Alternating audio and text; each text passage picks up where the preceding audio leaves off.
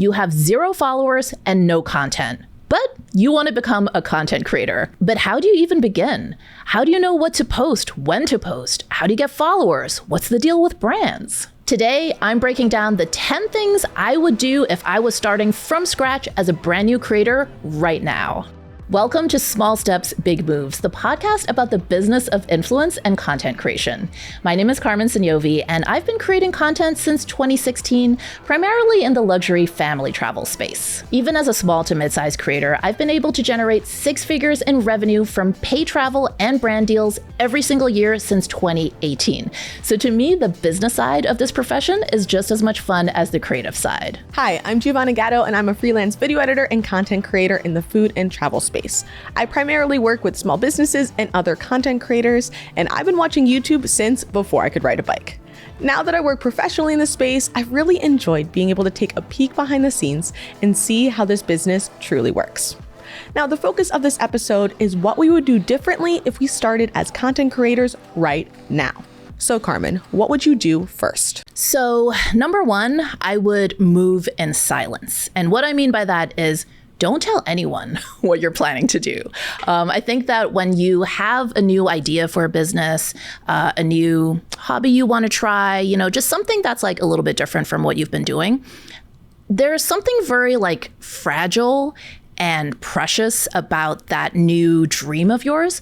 And in those very early phases, while it's still very like tender and new, it's just so easy for that dream to get crushed by just even a well-meaning comment that you take the wrong way. And so I would say, if you have a dream of doing this, don't tell anybody.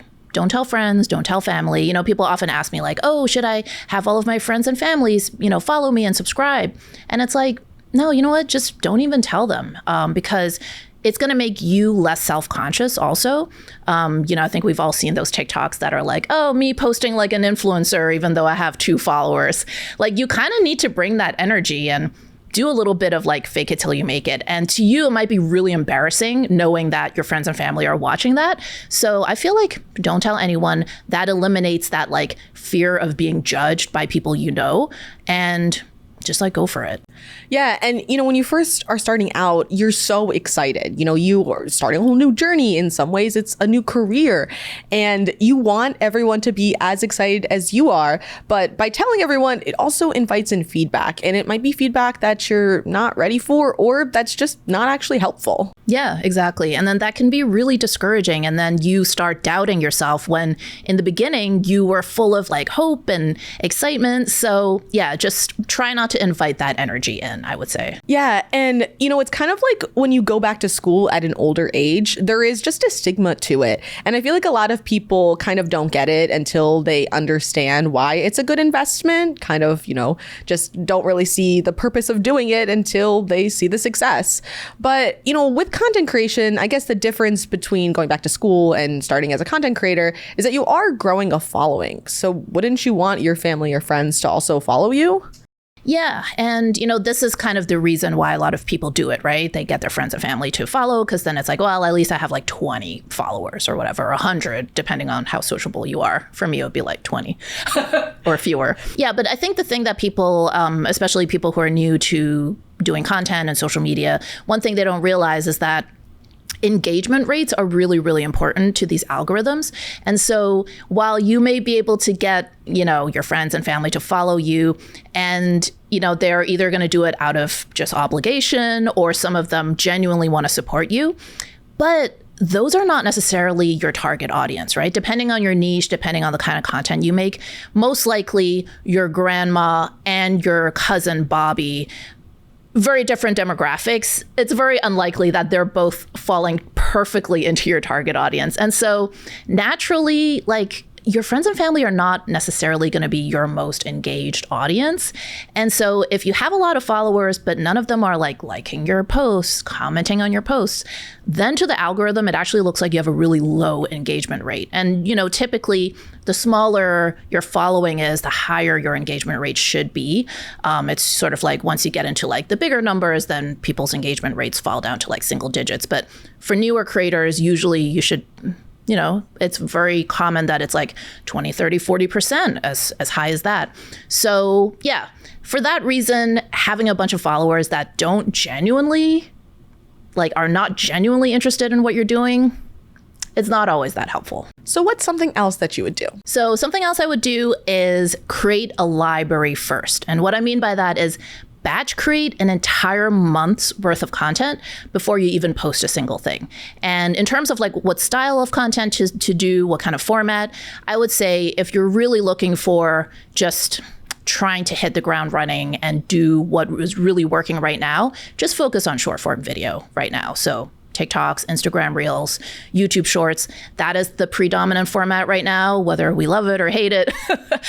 So I would say if you really want to get started right now and have the biggest impact, focus on short form video, but don't post a single thing until you have batch created 1 month's worth of content. And the reason is, for new creators, I would say one of the things that really can get them stuck is being able to post consistently. If this is your first time creating content on a regular basis, you may not have those systems and processes in place, which you and I might have, right? We over the years have kind of figured out what works for us, what kind of workflow works. But when this is all new to you, you may have very productive spurts. And then there may be weeks where you're I cannot bring myself to be in front of a camera.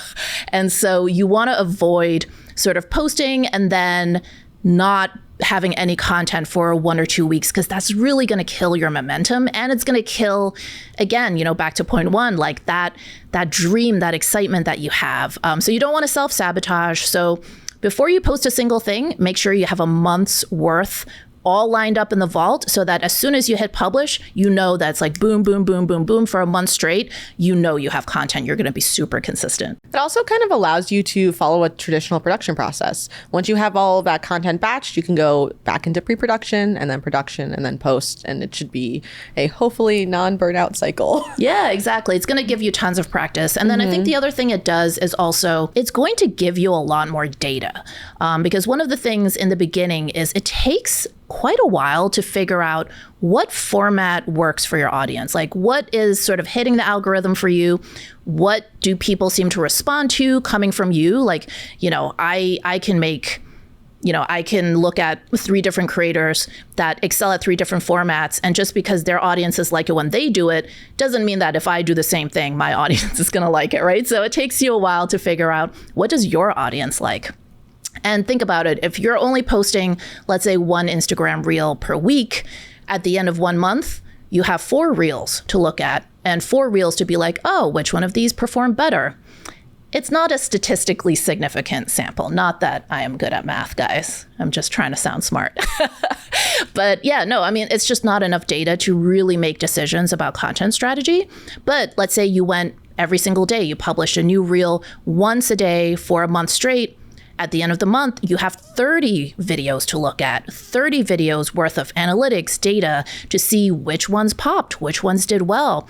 Do you see any patterns there? And so that's the other advantage of going daily, which is something that I would recommend as a new creator. So wait a second. Are you saying that we should just be posting every single day?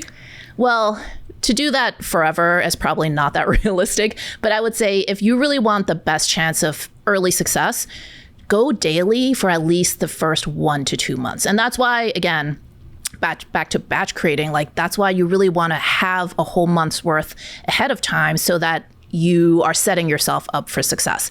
Then after the first 1 to 2 months, I would say, try to drop it down to no less than 3 times a week. And then from there, you can kind of see what feels right. Now, daily posting can definitely be a little overwhelming, but I feel like you can also batch your content as well.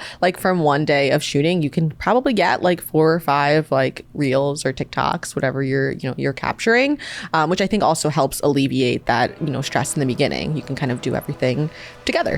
How would you like to win a free trip to New York, explore this amazing city, and join us right here in the studio as our special guest? We're celebrating the launch of this podcast with a spectacular giveaway. Woohoo! We are going to be flying 1 lucky creator out to New York for the weekend. Think of it like a brand trip. You'll get to hang out with us, we'll talk shop about the business of influence and content creation, and we'll make sure that you capture plenty of New York City content so that way you're ready to propel your creator career. And we'll even feature you on a special bonus episode as a guest on the podcast. To find out how to enter the giveaway, just click the link in the description below. But hurry, because the giveaway closes December 31st, 2023. So get your entry in as soon as possible. Good luck. So why is this podcast called Small Steps, Big Moves? So the reason I called it Small Steps, Big Moves is because I found as an entrepreneur, and we'll talk about my background in a minute, I found time and time again that the sort of big picture when it comes to business, everybody already knows. Like, it's not rocket science, right? Like, business itself, you got to sell something for more than it costs you to make it. That's business. That's profit. Content creation, being an influencer, you make content, you grow an audience, you attract brands that want that content and access to that audience. That's how you become an influencer. Like, everybody knows these sort of broad strokes. But what makes the difference, I think, between someone who isn't seeing much success or is kind of having mediocre results versus someone who's really able to leap ahead and really see great results is the small details. It's very much down to these small nuances, these little tweaks where it's like, hey, if you phrase things in this way versus this way, you're going to avoid this big problem. And so I've always felt that taking one small step is actually something that can cause a big move later on. Hence, small steps, big moves. That's awesome. I really love the message behind the title of the podcast. So what is a small step that a new creator can take? Well, one small step that I think makes a big difference is shoot everything twice. Now, you may think I'm crazy, but just bear with me. So what I always recommend is that when you're shooting, especially B-roll, I would say A-roll, depending on the format you're making may not be necessary, but B-roll especially, shoot everything vertically and then shoot it horizontally as well. And let me just explain why this is so important. So back in the days before TikTok, all of us creators who were doing YouTube videos, long form YouTube, we're sitting on years and years of footage that was all landscape or horizontal, right? And so, for example, in the travel space especially, I had years of footage from so many trips we've done that were all horizontal. Then TikTok came along and the pandemic started. And A, we couldn't travel, so we couldn't get new footage. And B, because TikTok was vertical, not horizontal, suddenly all of this footage we were sitting on couldn't really be adapted for this new app. Like, some of it you could, but it never really looked very good. And so I really think that if you want to try and future-proof your career as a creator, future-proof your vault of content, it's a really good idea to just shoot everything both ways. And the other thing I would say is don't neglect photos. I know we're all about video now, but photos still matter. Instagram, yes, has moved to video, but photos still play a role. Like, if you think about it, you do get to pick the thumbnail of an Instagram reel, right? So even if you're not planning to do literal static posts, there is still opportunity to showcase your photo. So I would say with videos and photos, both of them, shoot everything both ways, horizontal, vertically, just because you never know what new app is around the corner, right? Like, we know that apps come and go. Instagram seems to have 9 lives. I keep predicting that Instagram's dead and it's over, and it keeps resuscitating and coming back to life like a zombie. But yeah, you just never know. So you don't want to be in that position like a lot of us YouTubers were with TikTok. So the more that you can have it in both formats, the more you're going to sort of future-proof your content vault. Yeah, and you also could always shoot wide and crop in. The only thing with doing that is you want to make sure that your quality is 4K. So if you have that option, you can shoot in 4K. And that's because when you crop in, obviously you lose some quality, but the quality will still be around 1080p, which is, nice and crisp enough. Yeah, definitely. But if you do that, shoot very wide. Don't just frame it for the horizontal shot. You want to leave extra space.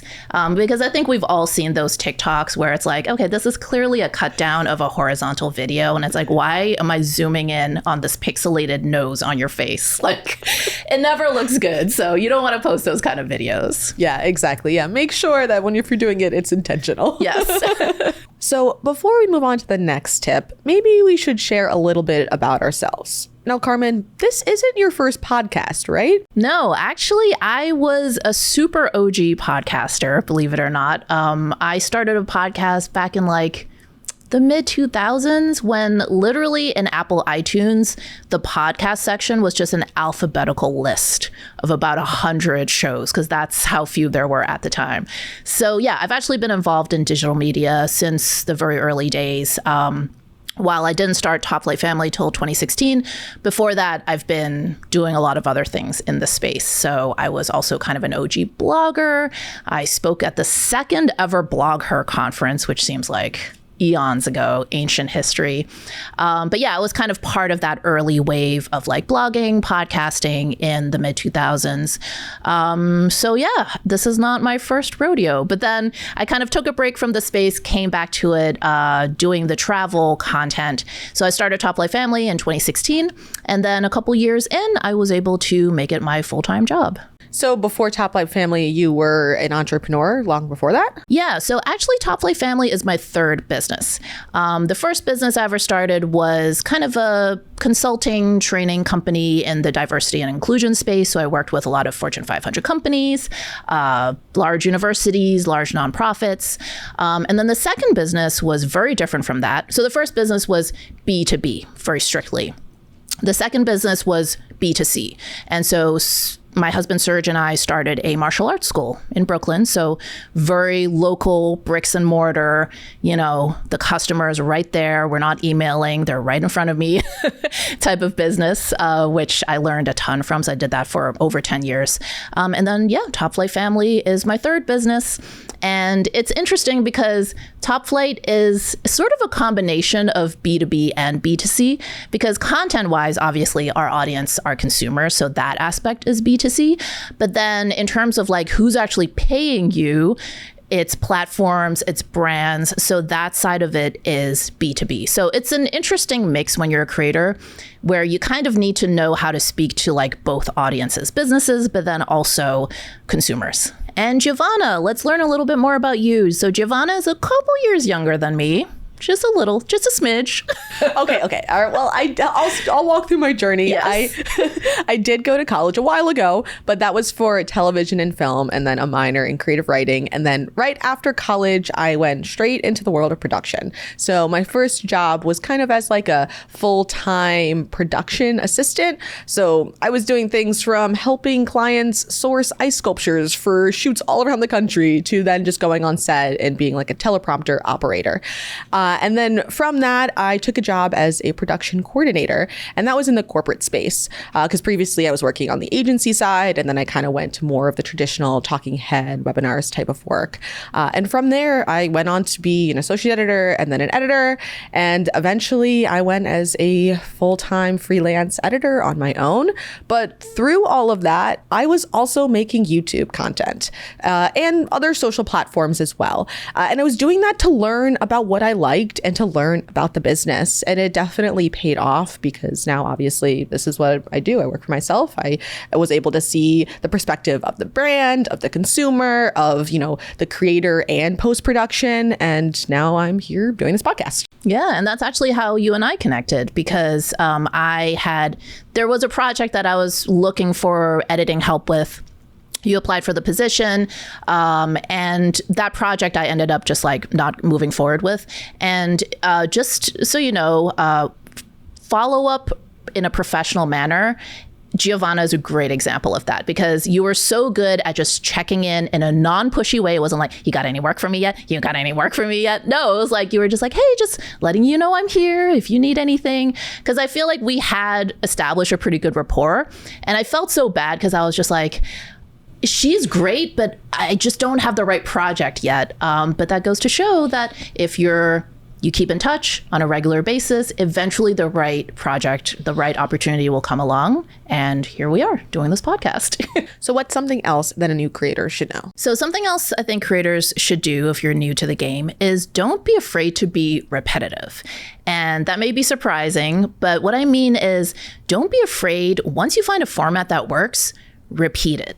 And I have to admit that this is advice that I don't really take myself as much as I should, but I do a little bit of it. And you know what I mean is that like once you figure out a format that works, algorithms like that. Like if you then make another video in that same format, it's going to get picked up. Like I know one couple on TikTok that makes travel videos, and I swear, like, I don't think they'll be mad at me saying this, but they probably posted almost the same exact video like 20 to 30 different times. Each time it got millions of views, grew their audience. And like, you know, there might have been like one clip at the end that changed, or maybe the on-screen text was a little bit different, or they put it to a new sound, but it was basically the same video over and over and over again. Like there was other content in between too, but it worked, right? It showed that repetition works. Algorithms like it. And so if you find something that works, just kind of like make sure that you lean into it. And sometimes you can, you know, use a different sound, but have virtually the same video, or have the same sound, but then do another version of that format. But that kind of repetition, repeated formats, it may not be the most creatively stimulating thing in the world, but it really does work. You can also do this by, you know, creating a series. I think it's a really great idea to stretch one idea and then let yourself kind of grow with that one series and allow your audience to kind of see your video idea over and over again, but with different perspectives. Yeah, like if you think about it, there are creators who've built entire careers off of one idea, one format, like the guy who draws people in the subway on TikTok. I think that has like 12 million views, followers. Or the guy who asks people to see inside people's homes in New York City, that are all, I'm sure, totally not planned, not pre-planned or pre-arranged. Or the guy who asks people how much money they make, or what do you do for a living because you drive a nice car. Like they're making the same video over and over and over again, but it's become a series, like you said, and so it really works. And so, you know, don't be afraid to experiment. And I can say that as much as I don't always take my own advice, in this case, I would say that there's one format that we repeat a lot in our travel content, which is we, before a new trip, we'll often do this like little reveal of the destination. So it's like, hey, we're heading off to the next trip. Like, guess where we're going? And then we're like, do a little transition. It's like, oh, we're in Fiji or whatever it is. And it's like a very silly thing, but our audience loves it. I think they love the anticipation, and you'd be amazed. Like those are, it's like a little bit embarrassing, but sometimes those reveal videos actually do better than the actual content from the trip, which makes me sad as a creator. But I mean, there was one where we revealed that we were going to Destin, Florida, which is very nice, but not the most bucket list destination compared to some other places we've gone. And that video did like 500,000 views. I was like, really? I don't get it. And sometimes like that's what's going to happen, right? That one format that you're like, okay, I'm going to repeat this. I don't know why this does well, but it does. And lean into it. Yeah, I mean, I guess in a lot of ways, you're kind of delivering like the same video over and over again, which can be repetitive. But I also think that it allows your audience to kind of have this like predictableness of your content, which is a really great way to build trust and grow that stronger audience as well. Yeah, for sure. So what is something else that a new creator should know? So something else that creators need to do is make room for brands. So just now we talked about the importance of repeating formats, and now I'm going to tell you to do the exact opposite. No, really, it's important to repeat formats, but one thing that I often see as a problem with some of the creators that I mentor is that let's say they have found a format that consistently goes viral, right? And the temptation is to only do that type of content, because if you only make that format, then overall the stats of your account or your channel look really, really good, because you don't have like lower view videos dragging down your average. The danger, though, in only doing the viral formats is that sometimes those viral formats don't really lend themselves well to potentially down the road integrating brands in. So let me give you like a very specific example. So let's say you are a theme park creator or a amusement park creator, right? And the number one format of videos you make that always do the best, that always go viral, are POVs of roller coaster rides. So in other words, you're wearing a GoPro or action camera on your forehead, on your chest, and you are taking the ride. So as the viewer is watching, it feels like they're on the ride with you. Now, those videos do really great, and the temptation may be, okay, I'm just only going to post POV roller coaster rides because every time I post it, they get 20 million views. The problem is that what happens if a brand comes knocking on your door and they're like, hey, we want to do a sponsorship with you? Now, there are certain brands that you could probably work it in, right? Like if it's, let's say, an energy drink, you could be like, drinking the energy drink before I go on this crazy roller coaster ride, you could integrate that. But what if it's something else, like a luggage brand? You're not going to bring a suitcase on the roller coaster, right? Like there's always going to be different brands that are not always going to work in that viral format. And so what you really want to do is mix in some other formats that do leave a little bit of room for potential brand integration later on. And this is basically you're thinking ahead to what it's going to be like if or when you do end up doing some brand deals. And even if you decide that you never want to do sponsorship, maybe you want to do affiliate marketing, right? Like maybe you want to link to some Amazon products. So find formats that make it easy for you to integrate other brands, other products. So for example, instead of only doing POV roller coaster rides, you could do a video that's like, hey, pack with me. I'm going to Six Flags.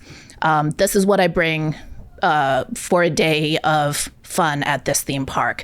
And then it's like showing everything that's in your daily bag. And then that gives you the opportunity to showcase certain brands, certain products. Or it could be like top 5 must-haves if you're going to blah, blah park. So you want to think ahead to how you can create content in a way where you're going to leave the door open to be able to work in some brands. Yeah. And, it's good to just keep your content fresh. You can have repeatable video styles and like multiple of them. You don't just have to have one series like going down the roller coaster. Like you said, you can go packing. That could be something you do every time before you go to an amusement park. But you just want to make sure that there's enough room to create other things for yourself, for other brands, and that you're not just kind of tied to this one style. It allows for more creative room. Yeah, exactly. Because as much as repetitive formats are something the algorithm loves, your creative brain is probably going to rebel at some point, and it's like there's always a lot of talk about creator burnout in this industry. And I just feel like making the same video over and over and over again is a surefire recipe for creative burnout, right? And so sometimes you need to be okay with sacrificing a little of your like analytics prowess by mixing in a few formats that maybe are not going to do as well as like the viral format you always do. But A, like we talked about, it helps you, mix in some brands, but then B, it's also going to help you be more creative. And then another thing to think about is formats tend to have a shelf life, right? Like the POV roller coaster ride might be doing really, really well for the first 2 years. After a while, people are kind of tired of it. They're, maybe a lot of other creators are jumping on the bandwagon and now it's like overload. Like I'm okay with never watching another Get Ready With Me video as an example. Like other people don't feel the same way apparently, but I'm done with them. But yeah, like every format has a shelf life. And so you don't want to be running that format to death and then have nothing else to show for it. So along the way, another thing to think about is how can you experiment with different formats so that maybe you'll come upon what's the next big one for you. But if you never do that, then you're going to be stuck and you're just going to have a dying account. It's also good to do formats and not like them. It's okay if you try a video style and you're like, that's not for me. It's better to try and put content out there and get the feedback than to just stay in your lane and really not expand or grow. Yeah, absolutely. So another thing is don't be a passive viewer. And so what I mean is that when you're scrolling social media, don't just scroll mindlessly like we all tend to do, right? Really, especially if you're looking at like the For You page or the Explore feed on Instagram, those tend to be videos that are doing particularly well or that are sort of like trending upwards. Actually look at what's coming across your feed and do it with an analytical eye and think about, why is this video performing well? What is it about the format? What is the opening shot? What's the opening hook? Is it voiceover? Is it text on screen? Is it both? What's the first shot that they decided to use in this video? And then what's the second shot? Where do they cut off the clip? All of those like little details may seem like minutia, but I can tell you that top creators put tons of thought into these small details. And back to the whole small steps, big moves thing, it really is these small steps that generate these big results. So don't just be sort of like a mindless social media consumer, because every time you're scrolling, that is giving you tons of data that you can really learn from. And that's going to help you step up your own game as a creator. Yeah. When you watch a video, you can take notes on it, write down like, what did you like? What did you not like? And figure out how you can learn from this other content out there. And don't be afraid to literally recreate a video that you see or a type of shot. And I don't mean like just copy and paste and just like copy other creators' work. That's not what I mean. But for example, if you see that, oh, okay, I really like this travel account, and I've noticed that in the opening shot of every video, let's say it's like a POV of someone walking through a beautiful scene.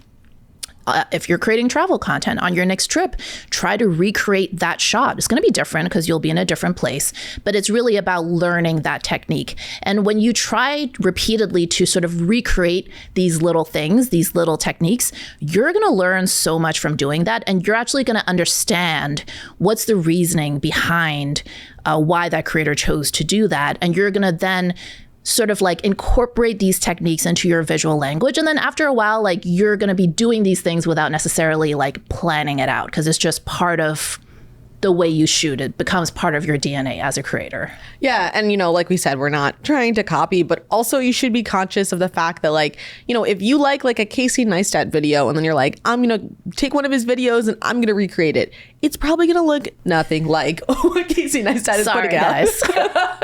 And it shouldn't. If you're just starting, it's the first time you've gotten a camera, maybe you're only using your phone, there's going to be a lot of differences. So just find a video you like and then create an outline. Take that outline and go and film the video and learn from the process. See what you missed, see how it looks comparatively, or just take inspiration from someone's video. Like you were saying, a single shot, try and incorporate it into your next content. So Carmen, word on the street is that you're pretty transparent about how this whole creator thing works.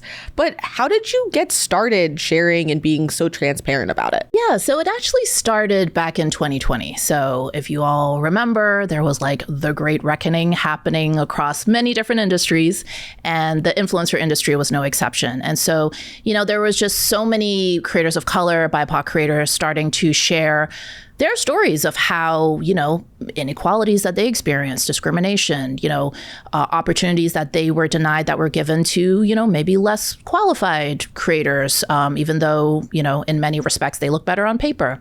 And so, there were a lot of sort of interesting initiatives going on at that time. And I started thinking, is there anything that I can do to just do my little part to help out? Because it's interesting, as a multiracial family, we are impacted by a lot of the same dynamics that Black creators experience, even though I myself am not Black, my husband and my daughters are. And so a lot of the issues that Black creators deal with, we deal with as well. But on the other hand, because I'm Asian American, I also benefit from some privileges that maybe other creators don't. So I kind of straddle a little bit of these worlds. And so, I was thinking by that point, I had been doing content for about 4 years, and I'd been able to make it a full-time job for 2 years. So it wasn't the height of the the travel content pyramid, but I'd figure some things out along the way. And so I thought, maybe it would be valuable for me to just share what I know. So I kind of put out a call and I said, hey, I'm going to work with 2 Black creators per month. We're going to sit down and do, 2 different 1-hour-long strategy calls, and you can use the time how you want. We can talk about content. We can talk about brand deals. We can talk about pitching for trips. And it kind of went gangbusters, honestly. And the waiting list ended up being 3 times as long as I expected. But through those conversations one-on-one with so many different creators from all different parts of the country, of the world, different audience sizes, different travel niches, it was so eye-opening, because I realized that there were so many creators who were I already knew there was bad advice on the internet for creators. Bad free advice. What was shocking to me was how many creators had paid for courses or consultations or, audits of their content, and were getting not just bad advice, but often diametrically the opposite of what you should be doing. And so I really realized that, wow, someone needs to kind of do something to push against the tide of wrong information out there. And so as a result of that realization and all of those, creators that I worked with, I started a series on Instagram where every Monday I do just a free Q&A about travel content creator stuff. So people can write in their questions. It can be like, hey, how do I pitch this hotel? Do I have enough followers to do this? How do I break in? Whatever the question is, some are very beginner, some are very advanced. And yeah, I just would answer openly and transparently and share a lot of content that is usually locked up behind paywalls of like online courses.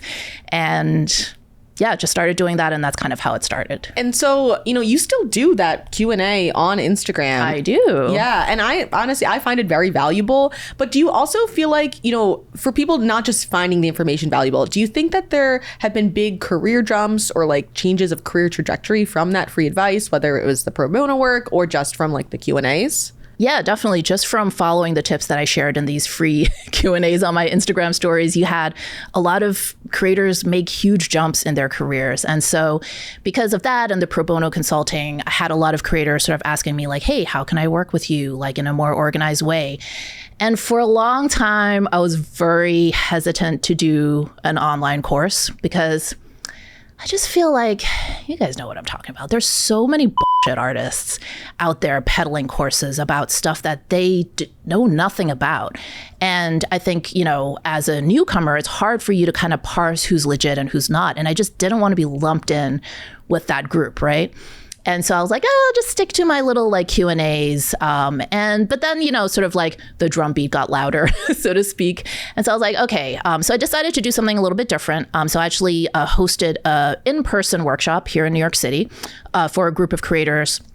And it was a really cool like weekend experience where part of it was sort of like a seminar, talking the business side of things. And then it was also like a content creation aspect of it. So they got a photo shoot with a professional photographer. So they got amazing like aspirational New York City travel content. And that did really well. So we actually did 2 of those. But then that also then led the drumbeat to grow louder, where people were like, oh, I really, I would love to experience this, but I can't travel, either I don't have the time or the budget. Is there a virtual option for this? Like, is there a virtual version of this that you can do? And so that led me to like finally creating an online course in January of 2023. But, I still feel really strongly that there needs to be a pushback to the bad information out there. And so that's why I continue to do the free Instagram Q&As. We decided to create this podcast because very often, as much as I enjoy doing the Q&As, sometimes like a question necessitates a longer response than I can realistically provide in like a couple of story frames, right? And there's some of these topics where it's like, I could talk at length about any of these issues. And so I thought it would be cool to have a space where we can tackle this stuff in like a long form format.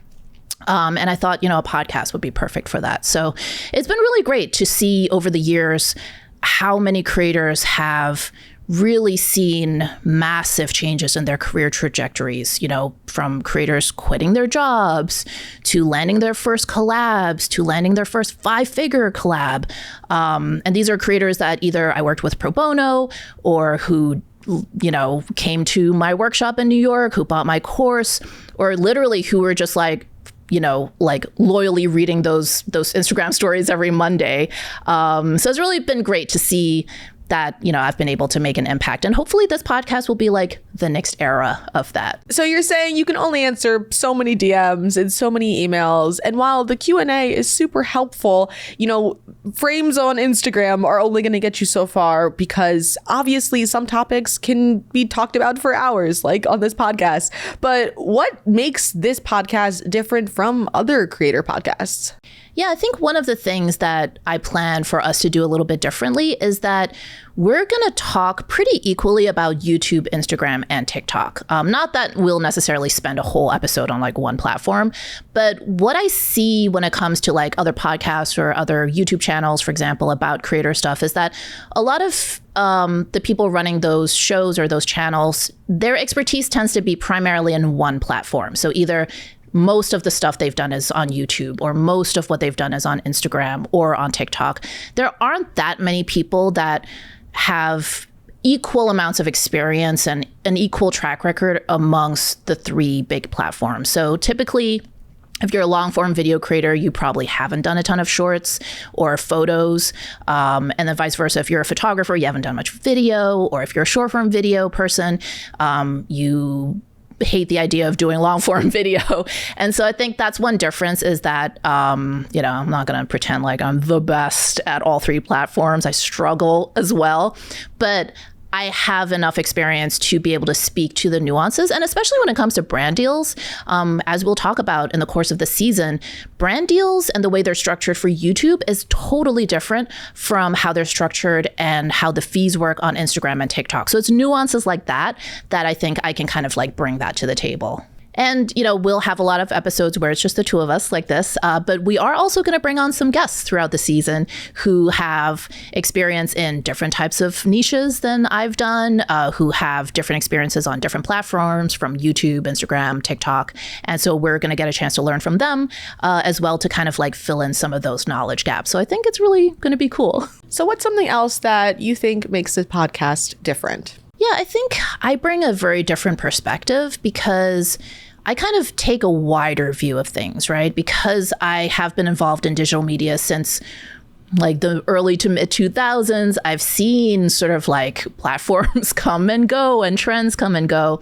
And then also, one thing we didn't talk about is on the day job side of things, I actually used to work in print media. So I worked in magazines, basically. So I've worked at Hearst magazines, as well as like smaller indie publishers. So it's also been interesting to see how print media has evolved and either successfully or unsuccessfully adapted to the digital age.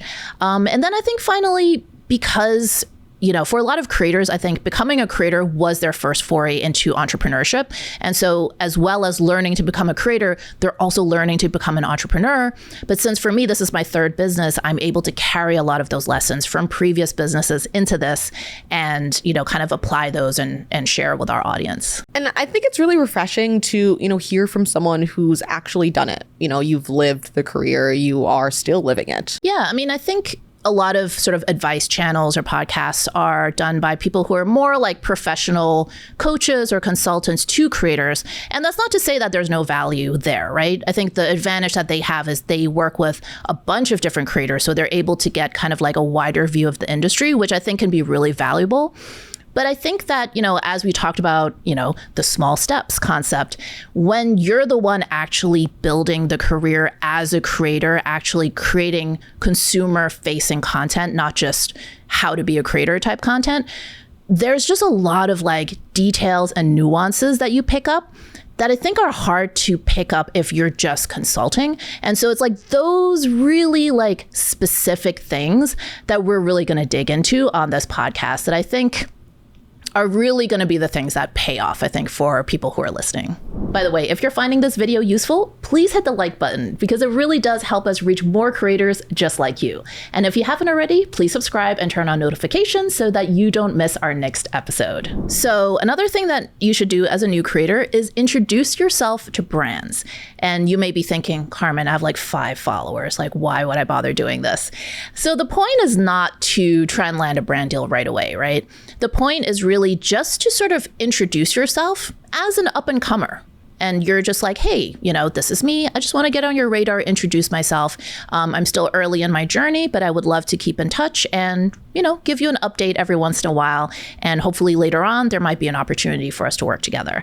And so you really want to think about the fact that a lot of brands, a lot of agencies are actually looking for up and coming talent, right? Like they're not just going for the people who already have 1 million followers. One of the brands that we work with a lot is Disney. And when we first started working with them back in like 2018, I think we had 35 YouTube subscribers, like 30, like no zeros behind it. And we were doing much better on Instagram, but still I think maybe 20,000 Instagram followers. So not a massive audience. But they sort of tapped us early on, and then we've been working with them steadily over the years. And, they're just one example of a brand that's very good at mixing in established creators, but also always looking for the new talent. And so, have that mindset of you're not trying to say hey, hire me right away, give me a 6-figure brand deal. It's more like, hey, I'm new to the scene. I would love to update you on what I'm doing. And, some brands may not be very receptive to that, but then others will actually appreciate it. Yeah, I mean, you can think of it like reaching out to a recruiter. Just because you've made the connection doesn't mean you're necessarily going to get the job or get hired, but it does mean that you're going to be added to their pool of candidates. So when they're ready, or if they have a good fit for you, you could get tapped just like Disney. So another thing to think about is that this is a really good way for you to start creating a prospecting database. Now, if you've ever worked a sales job, you'll know exactly what that means. I, for better or worse, have done a few sales jobs. I was never that good at it. But the idea is that you start building a list of prospective clients, right? And you want to keep adding to that list over time so that you get in the habit of like once a quarter or a couple times a year, reaching out to this whole list to kind of update them on what you're doing. And as you do this over and over and you grow this list, what's going to happen, what you'll find is that, in this industry, people move around a lot, especially in like PR, communications, marketing. Like people don't stay in one place. Average lifespan is probably like a year and a half at a job. And so very often you may find that you've corresponded with someone who was sort of positive in their reception, but was like, we don't really have anything right now. But you'll find that they've then moved on to a different agency or a different brand. And now maybe that brand is exactly looking for creators like you. They're looking for micro influencers, nano influencers, people exactly in your niche. So now that person went from working for a brand where they liked you, but you weren't really a fit, to now you're perfect. That happens all the time, And so as you keep doing this, build your list, get in like the habit of doing regular updates. And then eventually what you're going to find is that the inbound opportunities will start coming in. And very often you'll email one person at a brand, never hear anything back. 6 months later, someone else from that brand is reaching out to you about doing a campaign, even though you never talked to that person. But what happened behind the scenes, what you didn't see is that probably your profile was getting shared around. So just because you don't hear anything back, don't be discouraged, because I found time and time again that that situation I just described happens a lot, where it's like, it feels like you're sending this message out into the ether and nothing's happening. But in reality, behind the scenes, there's this flurry of activity. Your email is getting forwarded around to different teams. And then when the opportunity comes up, that's the right one, they're going to reach out to you. Yeah. And, your content's going to evolve over time, but so are brands. So like you're saying, it might not be a good fit right now, but it could be down the line. Yeah, exactly. And if I may share another small step, it is to make sure that you list yourself on influencer dashboards. So just to explain what that is, and people call them different things. I call them dashboards, but there are certain influencer marketing agencies or platforms that will have a website where you can go in, you can create a profile for yourself. Very often you can authenticate your social media account. So like it creates like a technical link to your Instagram, your TikTok, your YouTube, so that it can pull in those analytics. And very often these dashboards will also have campaigns that you can apply to. And then if you're picked, then you get to do the campaign. So whether or not you plan to apply to any campaigns, it doesn't matter. What really matters is that you go in and make sure you've created a profile on as many of these dashboards as you can think of.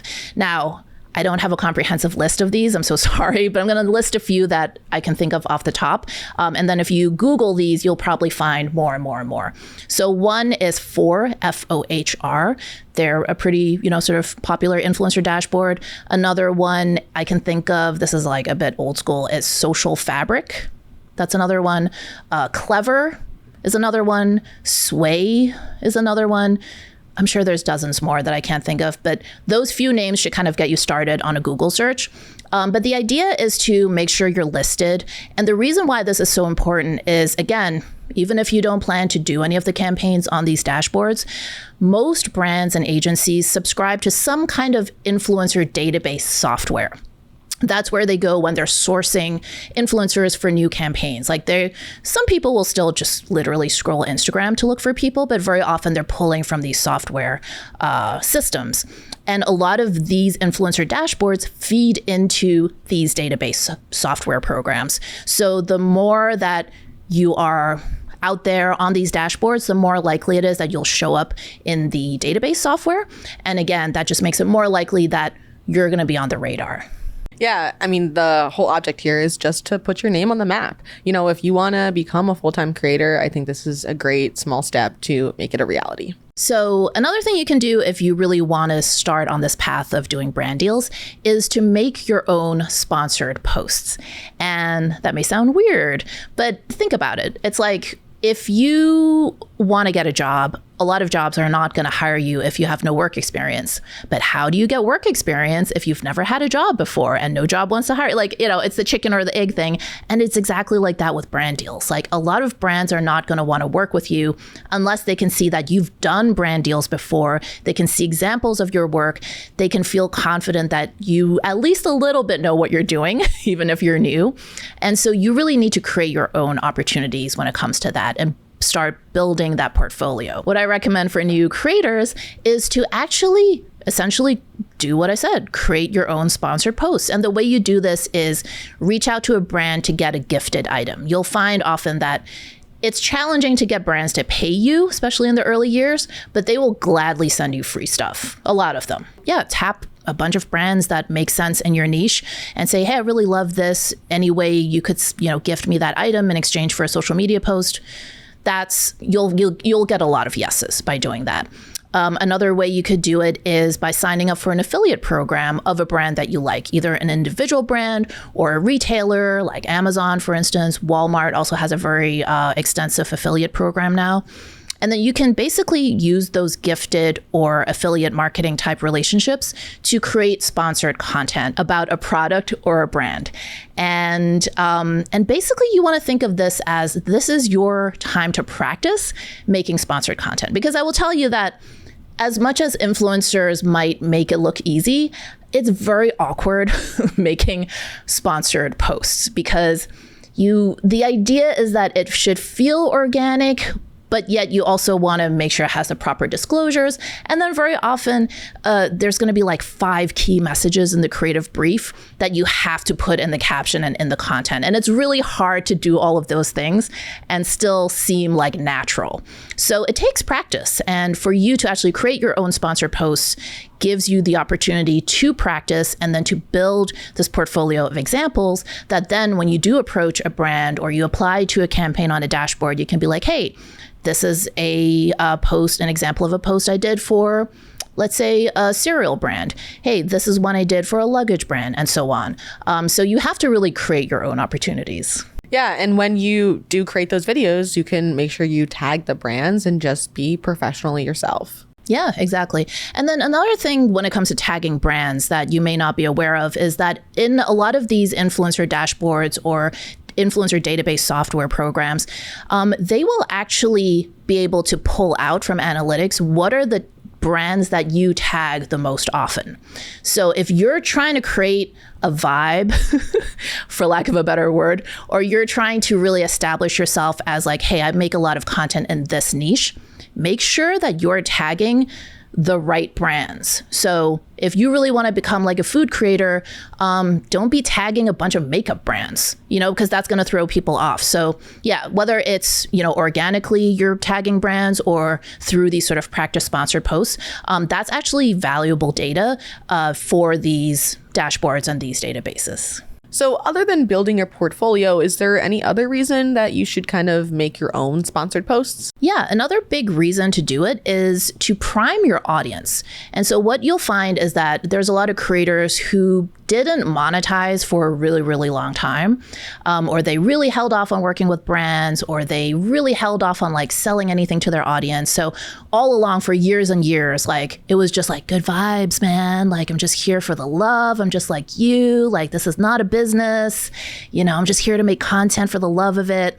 And then all of a sudden, they're like, oh, this video is sponsored by so-and-so. And then it's like mass revolt amongst their audience. Or they're like, oh, by the way, a lot of you have been asking for editing tips. So I put together a course for how to edit better videos. And then suddenly everyone's like, oh my God, you're a scammer, you're a sellout, grifter, da da da.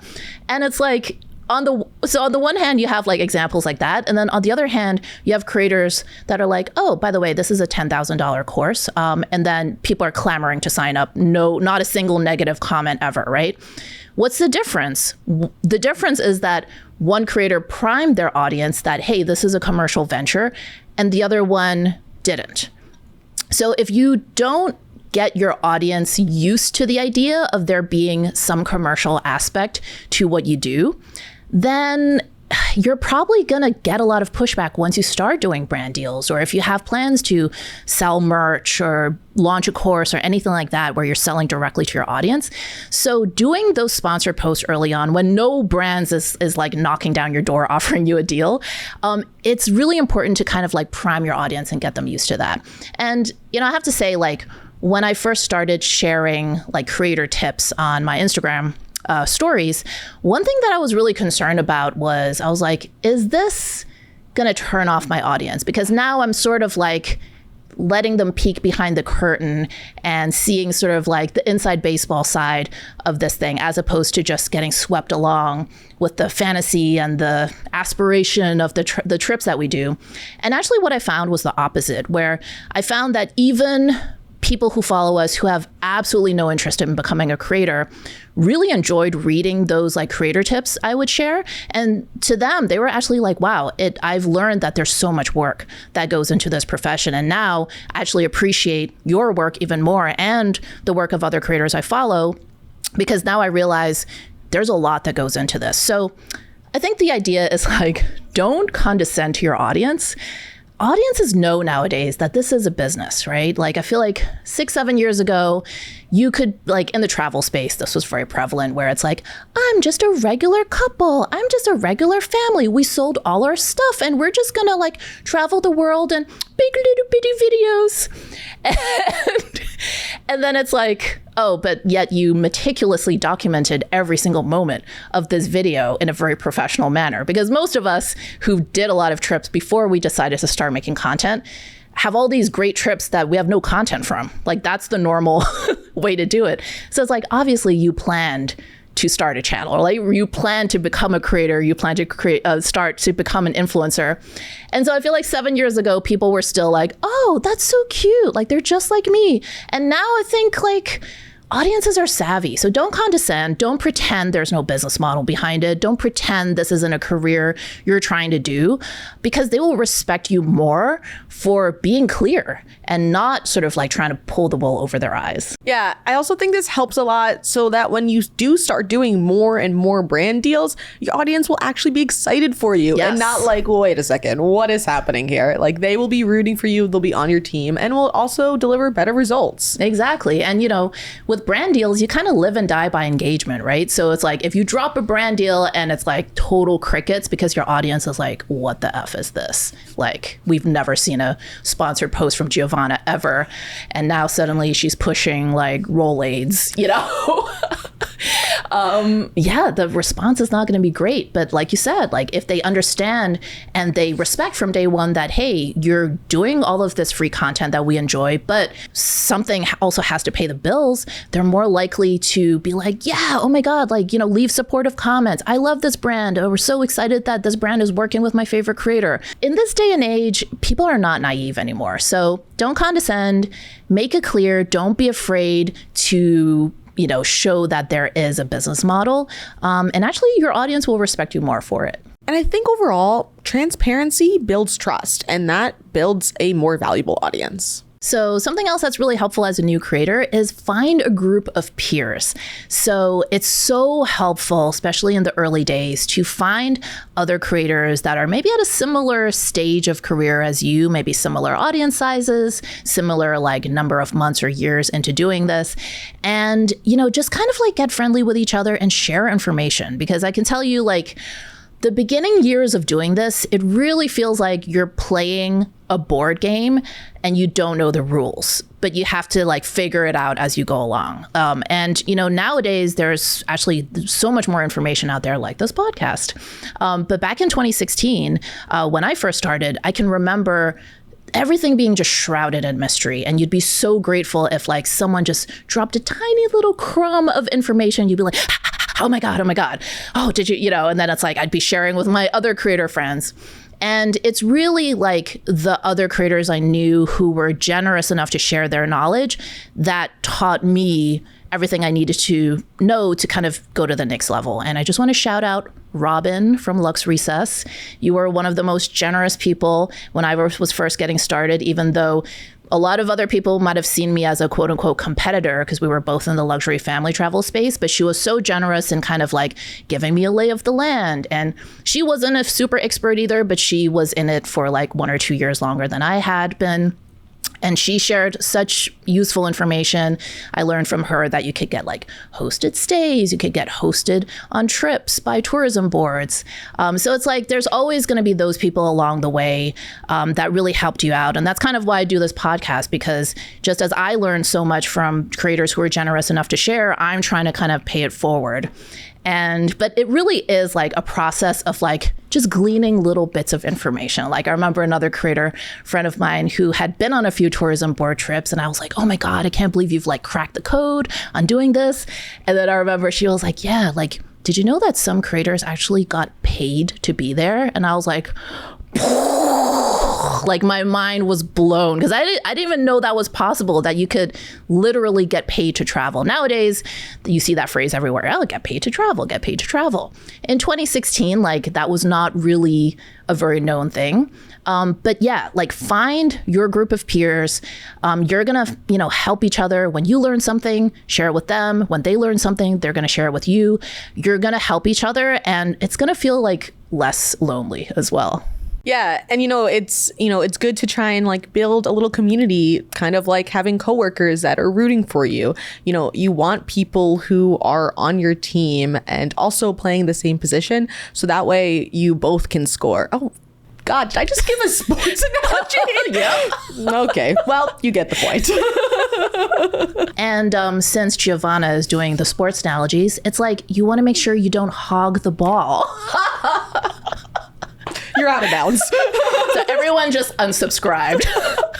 No, seriously. I mean, I think you really want to make sure, pay it forward. Like, don't hog information, right? Like, if you create this group of peers, don't just like leech off of what they know. Share what you know as well, because it's really that free exchange of information that's going to help all creators. And also, frankly, because there's so much more information being shared openly these days, it's given creators more control over their careers, and it's taken a little bit of power away from the brands who before probably benefited from creators not talking to each other and not sharing. So really, there's something very powerful about sharing information. So make sure that you give as well as receive. Yeah, exactly. I mean, just don't gatekeep. If you learn something and you think another creator could find it helpful, then share it. When one creator has a win, we all have a win. Exactly. So what is something else that new creators should do? So something that I think is really helpful is just think of the first 2 years as practice. I think a lot of new creators get really impatient and they're like, oh my God, I'm not growing my following. No brands are returning my emails. And it's natural, right? Like we're human. We want results. But the opportunities, the big breaks, they're going to come when they come. There's nothing you can do to control that. And so I think just a mental shift that can be helpful is really, truly just think of the first couple years as you're just practicing. Use that quiet time when you don't have brands beating down your door, you don't have tons of followers in your DMs, so many comments to reply to. Use that quiet time to really hone your skills, especially your visual skills, because as we'll talk about in the course of this podcast, it matters much more that you have really quality content, photos, videos, than if you have a zillion followers, because brands will always prefer to work with someone with fewer followers but really, really good content than someone with more followers but visually very crappy content. Yeah, those early days, you really learn a lot. When you're making a video, it's gonna feel uncomfortable to not put something out that you're 100% satisfied with. But the first video that was ever uploaded on my channel has 24,000 views. It's one of the most viewed videos on my channel. And I quite literally have no personality. I think I barely make eye contact with the camera. But it was a runaway hit. It was a runaway hit. And guys, we're gonna link it down below. Yikes. Hey, I'm so proud of it. But truly, you just want to make sure that you're putting your content out there and you're learning from what you are creating. There's growth. There's a trajectory there. Yeah. And you never know who's watching. I remember hearing a story recently about, and I'm so sorry, I'm forgetting all of the fine details, but it was a creator who I think started a YouTube channel, and he only had like 50 subscribers. You know, each video only got a handful of views, but apparently one of those viewers was Oprah. And then Oprah invited him to, and I'm so sorry, I forget the niche, like it might have been fitness or food or something like that, invited him to either be on her show or in the magazine, and this person's career like completely blew up. So it's like, you never know who's watching. So it's like, yeah, it only got 20 views, but if one of those viewers was a really important figure that could like launch your career, who cares, right? So Oprah, I will have that video linked down below. You know where to click, Oprah. Another thing that sometimes creators don't realize is that sometimes when you have those early successes, it can be kind of a curse. I can definitely think of a couple creators I know who fairly early on in their career got some kind of a big break. Either they had a super viral video, or they got featured on a really big account, or maybe a celebrity shouted them out. But whatever happened, like overnight, they suddenly had an extra like 50,000 or 100,000 followers. So their audience stats just spiked all of a sudden. And they weren't able to capitalize on that success because they hadn't been doing this for very long. So they didn't have a really good content strategy. They didn't have a really good process to make sure they were posting consistently. They didn't really know how to like keep that new audience engaged. And over time, that new audience stopped engaging with their content, and then their engagement rate tanked across the account, which clobbered their reach, and it took them years to recover. So sometimes like not having those big breaks early on is a good thing, because you may not know what to do with it. And if you fumble it, it's not to say you can't recover, but you might be really kicking yourself. And that could then also impact your work long term, because you're just too busy beating up on yourself to kind of like keep going forward and keep progressing. Yeah. And, you know, you can't lead without doing. But if you do get that instant success, obviously it's a different battle. But you really should just be aiming for the journey. So that way, over time, you've learned a lot. And when that success does come, you know, you'll be ready, but so will your audience and your content. The world of brand deals can sometimes feel like it's full of smoke and mirrors. But I'm going to help you separate the truths from the lies. Be sure to tune in for our next episode, where I'll be debunking the biggest myths about brand deals. Thanks for listening, and we'll see you in the next episode.